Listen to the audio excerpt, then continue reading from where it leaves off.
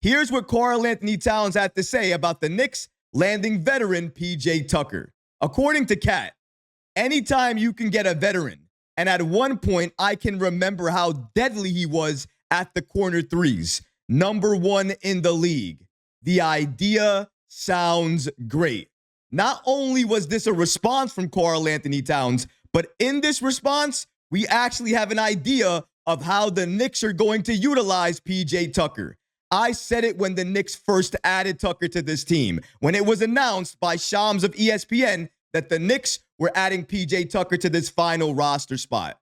The way that Tucker shoots that corner three, and given how bad the Knicks are in terms of bench scoring, they need more players off the bench that can score and can score efficiently. Tucker, from the corner, is one of the best in the league over the span of his entire career. If he can still do that, if he can still hit the corner three at a very good percentage, and a lot of teams are going to leave him open, then potentially he can have a very significant role off the bench for New York. I don't know if that's going to happen, and I don't know how much time he's going to get with this team. But it's clear the Knicks signed him with a plan in mind. And that plan, at least according to Karl-Anthony Towns, was to help the Knicks improve their three-point shooting, especially from the corners. And PJ Tucker, he adds that.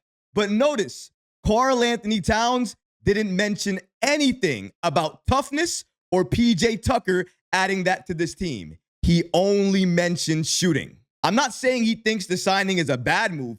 Clearly he doesn't. He states the idea could be great. And I agree with him. The idea of adding a player like PJ Tucker, who a few years ago could help a championship team.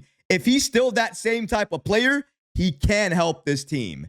But at 39 years old, almost 40 in May, is he really that same type of player the Knicks need? Are teams still going to be fearing him like they did a few years ago? Because personally, I don't believe that. Adding PJ Tucker just for a voice doesn't make sense to me. Because if you need that voice and that's all you needed, why not just sign him as an assistant coach to the team? Why waste a roster spot on a voice? That's what doesn't make sense to me. We got to remember as well, too, the Knicks also mentioned that one of the main reasons they added Tucker to this team is for toughness. Imagine that.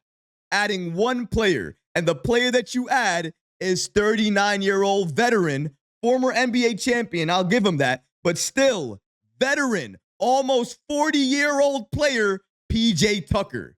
That guy's going to be the one to change the Knicks, change our perception in terms of not tough to magically tough again?